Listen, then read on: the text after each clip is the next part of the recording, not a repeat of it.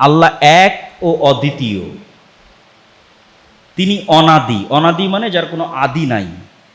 অনন্ত, infinite মানে যার কোনো শেষ নাই। চিরন্তন, ইটারনাল, স্থায়ী। তিনি অমুখাপেক্ষী, তথা কারো মুখাপেক্ষী তিনি নন। তার কোনো সাহায্যকারী লাগে না। তিনি সকল দুর্বলতা থেকে পবিত্র, সকল প্রয়োজন থেকে পবিত্র। দুর্বলতার মধ্যে আছে ঘুম, তন্দ্রা, ক্লান্তি। প্রয়োজনের মধ্যে আছে খাওয়া, যত ধরনের প্রয়োজন মানুষের হয়। তার সন্তান, তার পিতা নাই, এগুলোও প্রয়োজন, এগুলো থেকে পবিত্র। তার ঘুম, খাওয়া, বিশ্রাম কোনো কিছুর প্রয়োজন হয় না। তিনি কোনো কিছুর সদৃশ নন, যে কোনো কিছুর সাথে মিলবে হুবহু, এরকম নন। তিনি সত্তাগতভাবে আসমানের উপর আরশে আজিমে সমুন্নত, তবে তার জ্ঞান এবং তার ক্ষমতা এবং তার রহমত সারা পৃথিবীর সকল সৃষ্টিজীবকে ঘিরে রেখেছে। আসমান এবং জমিনের প্রতিটি ইঞ্চিতে একমাত্র তারই একচ্ছত্র রাজত্ব ক্ষমতা বিদ্যমান। সকল সৃষ্টিজীব ইচ্ছায় অথবা অনিচ্ছায় তার অনুগত, বাধ্যগত অবস্থাতেও তার অনুগত। সকল সৃষ্টিজীব তার তাসবিহ পাঠ করে, তার দিকেই ফিরে যায়। তিনি তার সকল সৃষ্টিজীবের চেয়ে বড়, শক্তিশালী, মহান। তিনি যা ইচ্ছা তাই করতে পারেন। সকল কিছুর উপর তিনি ক্ষমতাবান। তিনি সকল কিছু জানেন, এমনকি মানুষের অন্তরের খবরও জানেন। তিনি একই সাথে তার সকল সৃষ্টিজীবের সকল কথা শোনেন এবং সকল সৃষ্টিজীবকে দেখেন। অন্ধকার রাতে কালো পাথরের উপর চলা কালো পিঁপড়াকেও তিনি দেখতে পান। তিনি সকল কিছু অত্যন্ত সুচারুরূপে পরিচালনা করেন। তার পরিচালনার নির্দিষ্ট সিস্টেম আছে, যে সিস্টেমগুলোর মূল দায়িত্ব ফেরেশতারা পালন করে। ফেরেশতারাই তার সেনাবাহিনী। তিনি সরাসরি ফেরেশতাদের সাথে কথা বলেন, নবীদের সাথেও কথা বলেন। তার চেহারার নূরের প্রভাবেই সমগ্র আসমান, জমিন, সূর্য, মহাবিশ্ব আলোকিত। তার কাজে কোনো ভুল ত্রুটি এবং কোনো কমতি নাই। তার ম্যানেজমেন্ট সিস্টেম অত্যন্ত সূক্ষ্ম। তিনি সর্বোচ্চ ন্যায়পরায়ণ এবং সর্বোচ্চ প্রজ্ঞাময়। মহান আল্লাহর সৃষ্টির ক্ষমতা আছে, এই জন্য তিনি সৃষ্টি করেন। সৃষ্টি করার জন্য তিনি তার ইচ্ছা এবং তার আদেশই যথেষ্ট কোনো কিছু সৃষ্টি করার জন্য। যেহেতু তার জ্ঞান এবং হিকমত আছে, সেহেতু তিনি ইচ্ছা করলে নির্ভুলভাবে এবং সুচারুরূপে সৃষ্টি করেন। সৃষ্টিজীব যেহেতু দুর্বল, সেহেতু সৃষ্টিজীব ভুল করতেই পারে।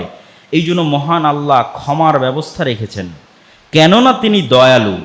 তার দয়ার কারণেই তিনি ক্ষমাশীল। মহান আল্লাহ অজ্ঞতা বা অক্ষমতার কারণে কাউকে ক্ষমা করেন না, যে না ওকে ধরতে পারলাম না তাই ছেড়ে দিলাম, ওকে মারতে পারলাম না তাই ছেড়ে দিলাম না, জানি না ও একটা ভুল করেছে জানি না তাই ছেড়ে দিলাম না। অজ্ঞতা এবং অক্ষমতার কাউ কোনো ছেড়ে দেন না। পূর্ণ ক্ষমতা থাকার পরেই ক্ষমা করেন। পূর্ণ ক্ষমতা আছে শাস্তি বাস্তবায়নের, কিন্তু তারপরও ক্ষমা করে দেন। এই জন্যই তিনি মহান।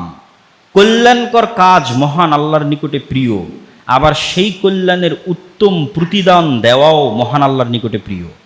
অকল্যাণকর কাজ মহান আল্লাহর কাছে প্রিয় নয়, তবে অকল্যাণকর কাজ কেউ করলে ওটা ক্ষমা করা মহান আল্লাহর কাছে প্রিয়। ন্যায়ের সাথে এবং হিকমতের সাথে শাস্তি বাস্তবায়ন করাও আল্লাহর কাছে প্রিয়। আল্লাহ শাস্তি বাস্তবায়ন করলে তিনি ন্যায়পরায়ণ এবং সত্যবাদী, এই কারণে শাস্তি বাস্তবায়ন করেন। কারো উপর থেকে প্রতিশোধ নেবেন এই কারণে শাস্তি বাস্তবায়ন করেন না। ন্যায় প্রতিষ্ঠা করতে গিয়ে শাস্তি বাস্তবায়ন করেন। আর শাস্তি বাস্তবায়ন না করে ক্ষমা করে দিলে উনি ক্ষমাশীল আর দয়ালু, এই কারণে ক্ষমা করে দেন। আল্লাহর প্রতিটি আদেশ কল্যাণকর, কেননা তিনি প্রজ্ঞাময়। আল্লাহর প্রতিটি প্রতিদান তার ন্যায়পরায়ণতা এবং তার দয়া। মানুষ জাহান্নামে গেলে আল্লাহর ন্যায়পরায়ণতার কারণে জাহান্নামে যাবে, আর মানুষ জান্নাতে গেলে শুধু আল্লাহর দয়ার কারণে জান্নাতে যাবে। তিনি শাস্তি প্রদান করতে পারেন, তবে শাস্তি প্রদানকারী তার নাম নয়। কেন? তিনি সবসময় শাস্তি প্রদান করেন না। কিন্তু আল্লাহর নাম দয়ালু, কেননা তিনি সবসময় দয়া করেন। শাস্তির ক্ষেত্রে তার ক্ষমতা থাকলেও তিনি সবসময় করেন না। একমাত্র যখন তার হিকমাহ এবং তার ন্যায়পরায়ণতা আহ্বান করে ন্যায় প্রতিষ্ঠার জন্য, তখন ন্যায় প্রতিষ্ঠার খাতিরে হিকমতের কারণে তিনি শাস্তি বাস্তবায়ন করেন। আর এই জন্যই তিনি হাকিম। কখন কি করতে হবে তা তিনি খুব ভালোভাবেই জানেন। আর তিনি শাস্তি প্রয়োগ করলেও হুট করে প্রয়োগ করেন না, প্রয়োগের প্রেক্ষাপট তৈরি করেন। প্রেক্ষাপটই স্বাভাবিক গতিতে সেই শাস্তির দিকে এগিয়ে নিয়ে যায়। এই জন্যই তিনি লতিফ তথা সব কিছু খুব সূক্ষ্মভাবে বাস্তবায়ন করেন। আল্লাহ সুবহানাহু তাআলার গুণগুলো প্রমাণ করে যে আল্লাহ সুবহানাহু তাআলা কখনোই অযৌক্তিক, অসামাজিক বা মানুষের জন্য ক্ষতিকর হতে পারে এরকম কোনো আদেশ তিনি প্রদান করতে পারেন না। আল্লাহ প্রত্যেক যে কাজের আদেশ করেছেন তা মানুষের জন্য কল্যাণকর, আর প্রত্যেক যে কাজ থেকে মানুষকে নিষেধ করেছেন তা মানুষের জন্য অকল্যাণকর। মহান আল্লাহর আদেশ এবং নিষেধ মানার ক্ষেত্রে আল্লাহর নিজের কোনো প্রয়োজন নাই। মানুষের অধীনস্থ কর্মচারী মানুষের কথা শুনবে, এতে মানুষের নিজের প্রয়োজন আছে। কোম্পানির ব্র্যান্ড, সুনাম, সুখ্যাতি, ইনকাম ইত্যাদির কারণেই মানুষ চায় যে তার অধীনস্থ কর্মচারী তার কথা শুনুক, কিন্তু আল্লাহর কোনো প্রয়োজন আছে এই জন্য আল্লাহ চান যে মানুষ তার কথা শুনুক না, আল্লাহর কোনোই প্রয়োজন নাই। বরং মানুষ আল্লাহর কথা শুনতে বাধ্য মানুষের নিজের প্রয়োজনে। মানুষের নিজের কল্যাণ এবং নিজের অকল্যাণ যুক্ত আছে আল্লাহর কথা শোনা এবং না শোনাতে। আর মহান আল্লাহ সুবহানাহু তাআলার এই যে সারমর্ম এবং গুণগুলো আমরা আলোচনা করলাম, এই গুণগুলোর মধ্যে কিছু কিছু গুণের আমরা ব্যাখ্যা করব আল্লাহ সুবহানাহু তাআলার। তবে এই গুণগুলো থেকে আমাদের শিক্ষা কি? তিনটে শিক্ষা আমাদের গ্রহণ করতে হবে। গুণগুলোর ব্যাখ্যা করার আগেই শিক্ষাটা বলে নিই। 1 নম্বর, আল্লাহ সুবহানাহু তাআলার গুণ মুখস্থ করা। 2 নম্বর, আল্লাহ সুবহানাহু তাআলার গুণের অর্থ বোঝার চেষ্টা করা। 3 নম্বর, আল্লাহর নাম এবং গুণের ইবাদত করা। কেমনে আল্লাহর নাম এবং গুণের ইবাদত হবে? 2 ভাবে ইবাদত হবে। 1, যখন যে অবস্থায় আছেন তখন সে অবস্থার ভিত্তিতে আল্লাহর ওই নামের উসিলা দিয়ে আল্লাহর কাছে সাহায্য চাওয়া। যেমন আপনার রিজিক দরকার, তাহলে আল্লাহর একটা নাম আছে রাজ্জাক, এই নাম দিয়ে তখন আপনি আল্লাহর কাছে রিজিক চাইলেন। আপনার দয়া দরকার, আল্লাহর একটা নাম আছে রহমান রাহিম, ওইটা দিয়ে আপনি আল্লাহর কাছে সাহায্য চাইলেন। আপনার ক্ষমা দরকার, আল্লাহর একটা নাম আছে গফুর, ক্ষমাশীল, ওইটা দিয়ে আপনি আল্লাহর কাছে সাহায্য চাইলেন, ক্ষমা চাইলেন। এটা একটা ইবাদত। আর একটা ইবাদত কি? আর একটা ইবাদত হচ্ছে আল্লাহর গুণগুলো বুঝে সেই অনুযায়ী সতর্ক থাকা। আপনি জানেন যে আল্লাহ সামিউ, সব শুনছেন, তাহলে মানুষের গীবত করিয়েন না। আপনি জানেন যে আল্লাহ সুবহানাহু ওয়া তাআলা বাসীর, সব দেখছেন, তাহলে গোপনে গুনাহ করিয়েন না। 3 নম্বর, আল্লাহর নামের উপর ইবাদত কি? এটা খুবই গুরুত্বপূর্ণ, এটা মানুষ বুঝতে পারে না। এই এখন যেটা বলবো সেটা হচ্ছে আল্লাহর রঙে রঙিন হওয়া। সিবগাতাল্লাহ, আল্লাহর রঙে রঙিন হওয়া। কার আচার ব্যবহার, স্বভাব চরিত্র আপনার মধ্যে থাকবে, কার স্টাইল, কার ধরন, কার গুণ আপনার মধ্যে থাকবে। আল্লাহর গুণ, আল্লাহর ধরন, আল্লাহর স্বভাব, আল্লাহর চরিত্রের বহিঃপ্রকাশ আপনার মধ্যে থাকলে আল্লাহর ওই গুণের বহিঃপ্রকাশ আপনার উপর বেশি ঘটবে। উদাহরণ দিয়ে বলি, আপনি আল্লাহকে বলছেন, হে আল্লাহ আপনি আমাকে ক্ষমা করে দেন, কিন্তু আপনি আপনার কাজের লোককে কোনোদিন ক্ষমা করেন না। আপনার কোম্পানিতে কেউ ভুল করলে ক্ষমা করেন না। আপনার বাড়ির স্ত্রী ভুল করলে ক্ষমা করেন না। আপনার ভাই ভুল করলে ক্ষমা করেন না। কিন্তু আল্লাহর কাছে চাচ্ছেন যেন আল্লাহ আপনাকে ক্ষমা করে দেয়। তাহলে দুটো বিপরীত হয়ে গেল। তো আল্লাহর রঙে রঙিন হতে হবে। যেহেতু আল্লাহ ক্ষমাশীল আর আপনি আল্লাহর কাছে ক্ষমা চান, তাহলে শুরু আপনি করেন। আপনি আগে মানুষকে ক্ষমা করেন। আপনি মানুষকে যত বেশি ক্ষমা করবেন আল্লাহ আপনাকে তত বেশি ক্ষমা করবে, অটোমেটিক। এবার আর চাইতে হবে না। আপনি যখন মানুষকে ক্ষমা করছেন অটোমেটিক, তখন না চেয়েও আপনি ক্ষমা পেয়ে যেতে পারেন। কেন? আল্লাহর ওই গুণের বহিঃপ্রকাশ আপনার মধ্যে ঘটেছে। এবার আল্লাহ তার ওই গুণের বহিঃপ্রকাশ আপনার উপরে ঘটাবে। একটা হাদিস, রাসূল সাল্লাল্লাহু আলাইহি ওয়াসাল্লাম বলেছেন, ইরহামু মান ফিল আরদি ইয়ারহামুকুম মান ফিস সামা। তোমরা আল্লাহর কাছে দয়া চাও, তাহলে আগে তুমি দয়া করা শুরু করো। তোমার আশেপাশে পশু প্রাণী, জীব জন্তু, জানোয়ার, মানুষ, অসহায়, দরিদ্র, তাদের উপর আগে তুমি দয়া করো, আল্লাহ অটোমেটিক তোমার উপর দয়া করবেন। এটা হলো আল্লাহর নামের এবং গুণের বহিঃপ্রকাশ নিজের মধ্যে ঘটান। যেমন আল্লাহ সুবহানাহু ওয়া তাআলার একটা নাম হচ্ছে তিনি সবুর, হালিম, ধৈর্যশীল। আপনি চান যে আল্লাহ আপনার ক্ষেত্রেও ধৈর্যের বহিঃপ্রকাশ ঘটাক, কিন্তু আপনি নিজে ধৈর্য ধারণ করেন না। তো এই নামগুলোর ব্যাখ্যা আমরা আস্তে আস্তে আসবো। তো আল্লাহ সুবহানাহু ওয়া তাআলার নামের উপর ইবাদত করার সর্বশেষ অপশনটা কি? আল্লাহর গুণের বহিঃপ্রকাশ, যেগুলো নিজের মধ্যে আনা সম্ভব নিয়ে আসা। আপনি চান যে আল্লাহ আপনার টাকা পয়সা বাড়িয়ে দিক, তো আপনি আর যত মানুষের রিজিকের ব্যবস্থা করবেন, আল্লাহ আপনার হাত দিয়ে তত মানুষের রিজিকের ব্যবস্থা করে দিবে। তাহলে অটোমেটিক আপনার টাকা বাড়বে। তাহলে আপনি যত বেশি মানুষের রিজিকের দায়িত্ব নেবেন, আল্লাহ তার রাজ্জাক হওয়ার গুণ আপনার উপর তত বেশি বহিঃপ্রকাশ ঘটাবে, যে আল্লাহ রাজ্জাক, ইয়ারযুকু মান ইয়াশা বিগাইরি হিসাব, যাকে ইচ্ছা তাকে বেহিসাব রিজিক দান করতে পারেন, এই গুণের বহিঃপ্রকাশ ঘটাবে। আল্লাহ সুবহানাহু ওয়া তাআলার নাম এবং গুণের মধ্যে আমরা প্রথমেই আলোচনা করেছি যে আল্লাহ এই নামটা প্রপার নাউন, কোনো ল্যাঙ্গুয়েজে ট্রান্সলেশন সম্ভব নয়, এবং এটা আল্লাহর সর্বশ্রেষ্ঠ এবং সর্বোচ্চ সবচেয়ে মহান নাম। এই জন্য কালেমা তয়্যিবা এই নামই নামকরণ করা আছে, লা ইলাহা ইল্লাল্লাহ, আল্লাহু আকবার। এই জন্য সব কাজের শুরুতে আল্লাহ, বিসমিল্লাহ, বিসমিল্লাহির রহমানির রহিম, পশু প্রাণী জবাইয়ের শুরুতে আল্লাহ, এই নামটা সবচেয়ে মহান এবং সবচেয়ে গুরুত্বপূর্ণ। এই নামের পরে আল্লাহ সুবহানাহু ওয়া তাআলার গুরুত্বপূর্ণ কয়েকটা নামের ব্যাখ্যা আজকে আমরা আপনাদের সামনে তুলে ধরার চেষ্টা করব এই আলোচনায়। আল্লাহ সুবহানাহু ওয়া তাআলার একটা নাম হচ্ছে রহমান, দয়ালু। তো আল্লাহ সুবহানাহু ওয়া তাআলার দয়া এবং মানুষের দয়ার মধ্যে পার্থক্য কিভাবে বুঝবেন? মানুষও তো দয়ালু হয়। মানুষ দয়ালু হয় কিভাবে? আপনি কারো কাছে গিয়ে চাইলে, কাঁদলে, নিজের দুঃখ কষ্ট তুলে ধরলে তখন মানুষ দয়ালু হয়। যে আমি এই বিপদে পড়েছি, আমার টাকা পয়সা হারিয়ে গেছে, আমার বাচ্চা অ্যাক্সিডেন্ট করে অসুস্থ অবস্থায় মেডিকেলে আছে, প্রকাশ করতে হয় যে আমি এই অবস্থায় আছি, আমাকে সহযোগিতা করেন। তখন মানুষের অন্তরে দয়া তৈরি হয়।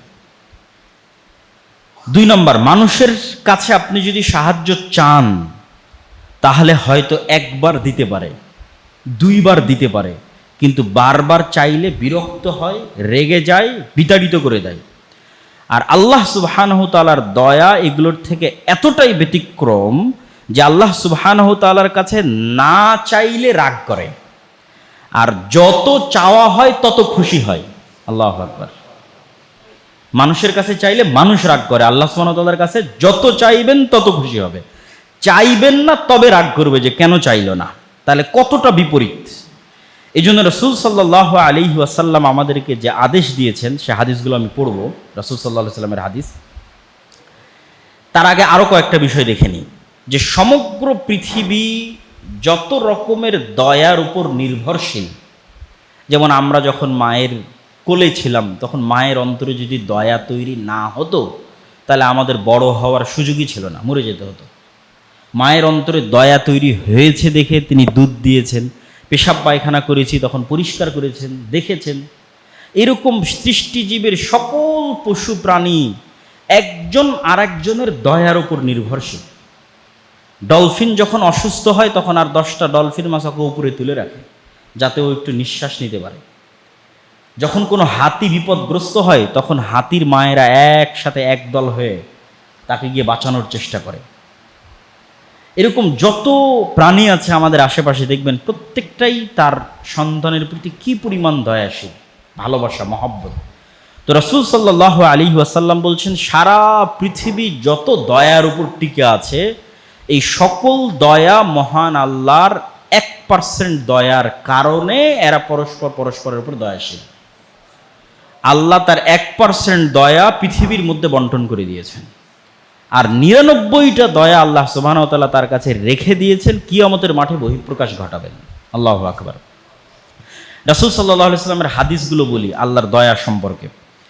আবু হুরায়রা রাদিয়াল্লাহু তাআলা থেকে বর্ণিত, তিনি বলেন রাসূল সাল্লাল্লাহু আলাইহি ওয়াসাল্লাম বলেছেন, মান লাম ইয়াসআলিল্লাহ ইয়াগযাব আলাইহি, যে আল্লাহর কাছে চায় না আল্লাহর উপর রাগ করেন। রাসূল সাল্লাল্লাহু আলাইহি ওয়াসাল্লাম বলেন, আনাস বিন মালিক থেকে বর্ণিত, লা ইয়াসআলু আহাদুকুম রাব্বাহ হাজাতাহু কুল্লাহা, তোমাদের সবাই যেন তাদের প্রত্যেকটা প্রয়োজনের কথা আগে আল্লাহকে বলে। হাত্তা শিসা না আলিহি ইযান কাতা, যদি ওর পায়ের জুতার ফিতাও ছিঁড়ে যায় তাহলে আগে যেন আল্লাহকে বলে, আল্লাহ আমারে পায়ের জুতার ফিতাটা আপনি ঠিক করে দেন। এই পরিমাণে যেন সে আল্লাহর কাছে চাইতে অভ্যস্ত হয়। কিন্তু দেখবেন মানুষ আল্লাহর কাছে না চেয়ে বড় বড় প্রশাসনের হর্তাকর্তা, ঘুষের লেনদেন, টেবিলের নিচ দিয়ে লেনদেন, মাথা নত করা, ওই জায়গাগুলোতে মানুষ আগে কড়া নাড়ে, কিন্তু রব্বুল আলামিনের কাছে ফিরে যেতে চায় না। অথচ আল্লাহ সুবহানাহু তাআলার রহমত, ওয়াসিআত কুল্লা শাইইন রাহমাহ, রহমানের দয়া থেকে পৃথিবীর একটা সৃষ্টি জীব মুক্ত নয়। কাফের, মুশরিক, ইহুদি, নাসারা, হিন্দু, বৌদ্ধ, খ্রিস্টান সবার উপর রহমানের দয়া সমানভাবে। রাহিমের দয়া নয়, রাহিমের দয়া শুধু মুমিনদের জন্য, নবীদের জন্য, রাসূলদের জন্য, সিদ্দিকদের জন্য। কিন্তু কমন দয়া যেটা রহমানের দয়া, খেতে পাবে, চলতে পাবে, ফিরতে পাবে, শ্বাস প্রশ্বাস নিতে পারবে, এই দয়া সবার উপর। কেউ যদি আল্লাহকে গালি দেয় তার উপর আল্লাহর দয়া আছে, রহমানের দয়া আছে। ওমর ইবনুল খাত্তাব রাদিয়াল্লাহু তাআলা আনহু থেকে বর্ণিত, তিনি বলেন, একদিন কিছু বন্দীকে নিয়ে আসা হলো। তার মধ্যে একজন মহিলা অস্থিরভাবে তার ছোট্ট শিশুকে খুঁজতেছিল। যখন সে ছোট্ট শিশুটাকে পেল, ফাল জাকাতহু বিবাতনিহা ওয়ারদাআতহু, বুকের সাথে জড়িয়ে নিয়ে তাকে দুধ পান করাতে লাগলো। তখন রাসূল সাল্লাল্লাহু আলাইহি ওয়াসাল্লাম বললেন, আতারাউনা হাদিহিল মারআ তারিহাতান ওয়ালাদাহা ফিন্নার, তোমরা কি মনে করো হে সাহাবীরা, এই মহিলা তার বাচ্চাকে আগুনে নিক্ষেপ করতে পারে? তখন সাহাবীরা বলল, লা ওয়াল্লাহ, অসম্ভব। যে মা তার সন্তানকে এত ভালোবাসে, সে কেমনে তার সন্তানকে আগুনে নিক্ষেপ করবে? ওয়াহিয়া তাকদিরু আলা আল্লাহ তাতরাহ। ফাকাল রাসূলুল্লাহ সাল্লাল্লাহু আলাইহি ওয়াসাল্লাম, আল্লাহু আরহামু বিইবাদি মিন হাযিহি বিওয়ালাদিহা। এই মা তার সন্তানকে যত ভালোবাসে, আল্লাহ তার বান্দাদেরকে তার চেয়ে বেশি ভালোবাসে। এটা হচ্ছে আল্লাহ সুবহানাহু তাআলার দয়া। আল্লাহ সুবহানাহু তাআলার দ্বিতীয় গুণ, যেটা ইসমে আজম হওয়ার সম্ভাবনা আছে, যেটা আয়াতুল কুরসিতে শুরু হয়েছে, আল্লাহু লা ইলাহা ইল্লা হুয়াল হাইয়ুল কাইয়্যুম। আমরা যখন এই গুণটার অর্থ করি যে চিরঞ্জীব, চিরস্থায়ী, তখন কিন্তু বোঝা যায় না যে এই গুণটার আসলে মর্মার্থ কি। একটা উদাহরণ দিলে আপনি এই গুণের মর্মার্থটা বুঝতে পারবেন। মনে করেন বাবা বৃদ্ধ, বয়স্ক, কিন্তু তারপরেও কাজবাজ করতে পারে, ইনকাম করতে পারে, টাকা নিয়ে আসতে পারে। তো এরকম সময়ে ছেলে খুব হতাশ, বাবার ছেলে খুব হতাশ। কেমনে পড়াশোনা করবে, কেমনে শিক্ষা অর্জন করবে, কেমনে বিদেশে যাবে, টাকা পয়সা কেমনে উপার্জন করবে। তখন বাবা সান্ত্বনা দিয়ে ছেলেকে বলছে, আরে বেটা, তোর বাপ এখনো বেঁচে আছে, তোর বাপ এখনো মরেনি, তোর বাপ এখনো বেঁচে আছে। তোকে কি করা লাগবে, কি খাওয়ানো লাগবে, কোথায় পাঠানো লাগবে, কি পড়ানো লাগবে, তোর বাপ বেঁচে থাকতে তুই চিন্তা করিস না। তো মানুষ যে আর এক মানুষকে চ্যালেঞ্জ দেয় যে আমি কিন্তু এখনো বেঁচে আছি, মরিনি রে, তো আল্লাহ বলছে, আল্লাহু লা ইলাহা ইল্লা হুয়াল হাইয়ুল কাইয়্যুম।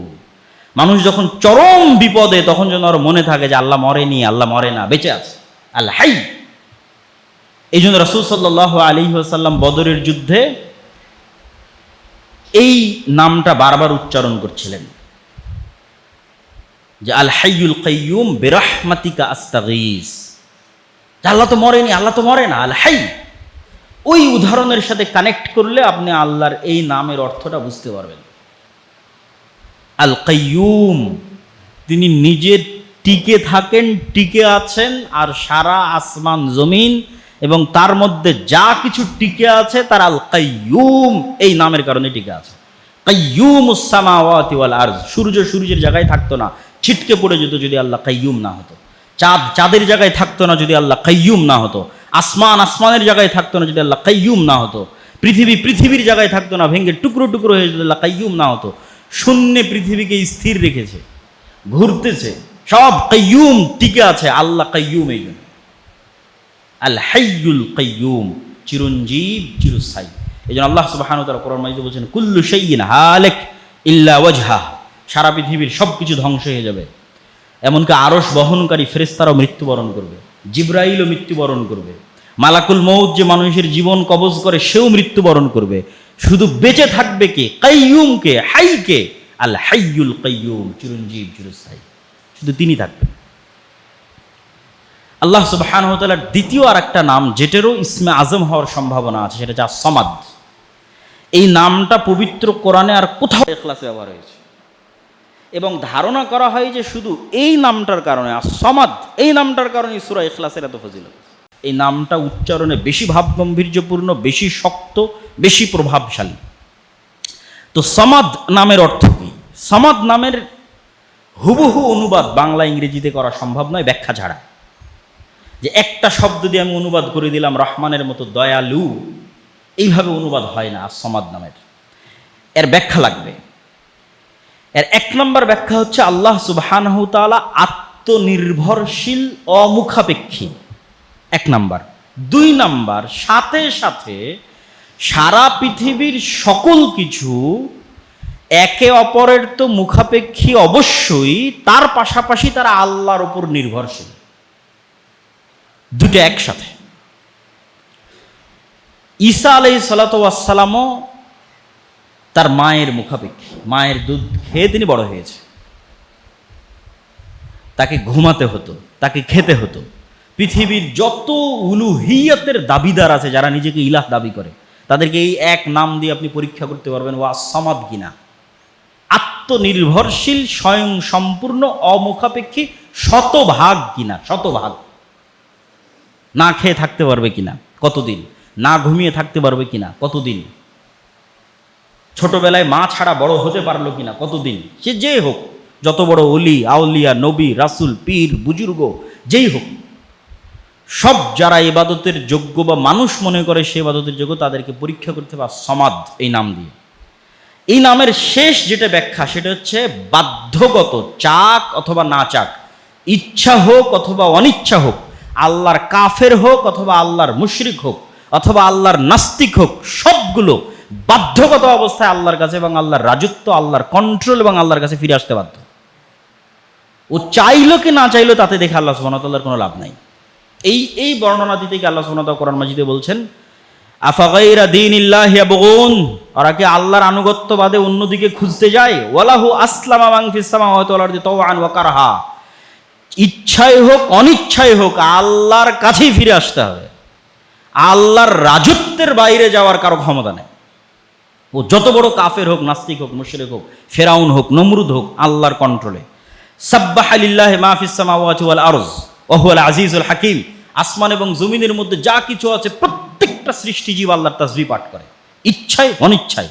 আলাম তারা আন্নাল্লাহা ইউসাব্বিহু লাহু মান ফিস সামাওয়াতি ওয়াল আরজ, হে নবী আপনি কি দেখেন না আসমান এবং জমিনের সব কিছু আল্লাহর তাসবিহ পাঠ করে। এমনকি ওয়াত্তায়রু সাফাতিন, যে পাখি আকাশে উঠছে ও তাসবিহ পাঠ করে। শুধু তাই নয়, কুল্লুন ক্বাদ আলিমা সালাতাহু ওয়া তাসবিহা, এরা সবাই আল্লাহর সালাতও আদায় করে। আল্লাহর তাসবিহ এবং আল্লাহর সালাত এরা জানে কিভাবে করতে হয়। ওয়ালিল্লাহি ইয়াসজুদু মান ফিস সামাওয়াতি ওয়াল আরদি তাওআন ওয়া কারহা, চাক অথবা না চাক, ইচ্ছা হোক অথবা না হোক, সব সৃষ্টিজীব আল্লাহ সুবহানাহু ওয়া তাআলার কাছে সিজদায় অবনত হতে বাধ্য হয়, হতে হয়। এ হলো সামাদ। আল্লাহ সুবহানাহু ওয়া তাআলার কন্ট্রোলের বাইরে কিচ্ছু নেই। আর তিনি নিজে অমুখাপেক্ষী, মানুষ সব একে অপরের মুখাপেক্ষী, আবার আল্লাহর উপর নির্ভরশীল। আল্লাহ সুবহানাহু ওয়া তাআলার পরের যে গুণ আমরা আলোচনা করব সেটা হচ্ছে আল আজিজ। আজিজ মানে মহাপরাক্রমশালী। মহাপরাক্রমশালী বলতে কি বুঝায়? মানুষের ক্ষমতা থাকতে পারে, সাবেক প্রধানমন্ত্রীরও ক্ষমতা ছিল, কিন্তু মহাপরাক্রমশালীর ক্ষমতা কি? কারো ক্ষমতা জবাবদিহিতার বাইরে নয়। ডোনাল্ড ট্রাম্পের ক্ষমতাও জবাবদিহিতার বাইরে নয়। চায়নার প্রেসিডেন্ট শি জিনপিং এর ক্ষমতাও জবাবদিহিতার বাইরে নয়। ও কিছু করতে গেলে 10 বার চিন্তা করবে ডোনাল্ড ট্রাম্প কি বলবে, রাশিয়ার প্রেসিডেন্ট ভ্লাদিমির পুতিন কি বলবে। জবাবদিহিতার বাইরে নয়, জবাবদিহিতার আওতায়, প্রশ্নের মুখে। তাহলে মহাপরাক্রমশালী মানে কি? যাকে কেউ প্রশ্ন করতে পারবে না, প্রশ্ন করার সাহস এবং ক্ষমতা রাখে না। এই অর্থটা হচ্ছে আল আজিজ। বাস্তব উদাহরণ দেই। বাস্তব উদাহরণ হচ্ছে আল্লাহ সুবহানাহু ওয়া তাআলা যদি বলে যে আমি ফেরাউন আর নমরুদকে জান্নাতে দিয়ে দিলাম, তাহলে ইব্রাহিম, মুসা আর মুহাম্মদ সাল্লাল্লাহু আলাইহি ওয়াসাল্লাম এই প্রশ্ন করার সাহস রাখেন না, কেন দিলেন? আল আজিজ, মহাপরাক্রমশালী। কিন্তু আল্লাহ সুবহানাহু ওয়া তাআলা মহাপরাক্রমশালী এই কথার সাথে কোরআন মাজিদে একবার এক এক নাম যুক্ত করেন। কোথাও বলেন আজিজুন হাকিম, কোথাও বলেন আজিজুন আলিম, কোথাও বলেন আজিজুন রাহিম। তো যখন যেখানে যে নাম যুক্ত করবে তখন আর একটা ভিন্ন অর্থ দিবে। যেমন সূরা শুআরার মধ্যে আল্লাহ সুবহানাহু ওয়া তাআলা নবীদের ঘটনা বর্ণনা করতে গিয়ে মুসাকে কিভাবে বাঁচালেন, ইব্রাহিমকে কিভাবে বাঁচালেন, ইউসুফকে কিভাবে বাঁচালেন, এগুলোর বর্ণনা দিতে গিয়ে বারবার বলেছেন আমি আজিজুন রহিম, মহাপরাক্রমশালী। আর আমার এই মহাপরাক্রম ক্ষমতার বহিঃপ্রকাশ আমার নবীদের উপর দয়ার কারণে ঘটিয়ে থাকি, সব সময় ঘটাই না। ফেরাউনের মতো শাসককে পানিতে ডুবিয়ে দিলাম, রাস্তা তৈরি করে দিলাম মিডিলে, এটা আমার মহাপরাক্রম ক্ষমতার বহিঃপ্রকাশ, কিন্তু সব সময় ঘটাই না। রহিম, মুসার উপর দয়া করে ঘটিয়েছে। আগুনে ইব্রাহিমকে নিক্ষেপ করা হলো, পুড়ল না, আমি আজিজ, আমার ক্ষমতা আছে, কিন্তু সব সময় এই ক্ষমতা দেখাই না। ইব্রাহিমের উপর আমার দয়া আছে, এই জন্য এই ক্ষমতা দেখিয়েছি। আজিজুন রহিম, মহাপরাক্রমশালী, ক্ষমতা তখনই দেখাই যখন দয়া করি। আজিজুন হাকিম, এটা কোথায় বলবে? আজিজুন হাকিম বলবে যখনই শাস্তির কথা বলবে। ফেরাউনের শাস্তি হোক, নমরুদের শাস্তি হোক, আদ সামুদ যত ক্ষমতাধর আছে সব ক্ষমতাধরকে শাস্তি দিতে বলবে আজিজুন হাকিম। শাস্তি দিতে পারি কিন্তু কাউকে অন্যায়ভাবে শাস্তি দেই না। হাকিম, প্রজ্ঞাময়, শাস্তি দিলে ন্যায় পরায়ণ ভাবে দিই। কেউ অন্যায় করলো না আর ওকে শাস্তি দিয়ে দিলাম, যা ইচ্ছা তা করার ক্ষমতা আমার আছে, কেউ আমাকে প্রশ্ন করতে পারবে না, এ কথা সত্য, কিন্তু শাস্তি দিলে হাকিম, প্রজ্ঞাময়, ন্যায়পরায়ণতার সাথে শাস্তি দিই। এবার আজিজুন আলিম, এটা কখন বলবে? আল্লাহ সুবহানাহু ওয়া তাআলা পবিত্র কোরআন মাজিদে যখনই আসমান জমিন সৃষ্টি রহস্যের বর্ণনা দিয়েছে, প্রত্যেক জায়গায় শেষে বলেছে যালিকা তাকদীরুল আজিজিল আলিম। আসমান বিশাল সৃষ্টি, জমিন বিশাল সৃষ্টি, চন্দ্র সূর্য নক্ষত্র বিশাল সৃষ্টি, এই সব সৃষ্টির ক্ষমতা আমার আছে, আজিজ আলিম। আবার এগুলো কিভাবে কন্ট্রোল করতে হবে, কিভাবে ঠিক রাখতে হবে, কিভাবে রক্ষণাবেক্ষণ করতে হবে, কোথায় কি হচ্ছে সব আমি জানি, আলিম। তো আল্লাহ সুবহানাহু ওয়া তাআলার আজিজ নামের সাথে যখন বিভিন্ন গুণ যুক্ত হবে তখন সেই রিলেটেড অর্থ আমাদের গ্রহণ করতে হবে। আল্লাহ সুবহানাহু ওয়া তাআলার আরেকটা নাম আসসালাম, শান্তি। মানুষের জীবনের সবচেয়ে প্রয়োজন কি? টাকা পয়সা, এসি রুম, ধন দৌলত, বাড়ি গাড়ি সব আছে, কিন্তু জীবনের নিরাপত্তা নাই, সম্মানের নিরাপত্তা নাই, তাহলে কিন্তু এই শান্তির কোনো দাম নাই। তাহলে মানুষের জীবনের এক নম্বর প্রয়োজন হচ্ছে ওর জীবনের নিরাপত্তা, আর টাকা পয়সার নিরাপত্তা, আর সম্মানের নিরাপত্তা।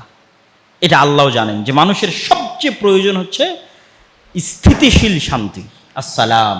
তো সারা পৃথিবীর সকল শান্তির উৎস হচ্ছে আল্লাহ সুবহানাহু ওয়া তাআলার এই নাম। এই জন্য আল্লাহকে সালাম দেওয়া যায় না, আল্লাহ সুবহানাহু ওয়া তাআলাকে সালাম দেওয়া হারাম, আল্লাহকে সালাম দেওয়া যায় না, কেননা সালামের উৎসই আল্লাহ সুবহানাহু ওয়া তাআলা। তাহলে মানুষ মানুষকে সালাম দিবে, এবং আল্লাহ নিজেও তার নবী রাসূলদের উপর সালাম দিতেন, যা কোরআন মাজিদে শুধু নবী রাসূলদের বর্ণনা দিতে গিয়ে আল্লাহ শুধু এই সালাম নামের কথা বলেছেন। সালামুন আলা নূহিন ফিল আলামিন, শান্তি বর্ষিত হোক নূহের উপর। সালামুন আলা ইব্রাহিম, শান্তি বর্ষিত হোক ইব্রাহিমের উপর। সালামুন আলা মূসা ওয়া হারুন, সালামুন কাওলাম মির রাব্বির রহিম। এভাবে আল্লাহ সুবহানাহু ওয়া তাআলা নবীদের বিভিন্ন জায়গায় তাদের উপর শান্তি বর্ষণের কথা বলেছেন। তথা নবীদের সম্মানের নিরাপত্তা, নবীদের জীবনের নিরাপত্তা, নবীদের সকল কিছুর নিরাপত্তার দায়িত্ব আল্লাহ সুবহানাহু ওয়া তাআলা নিয়েছে।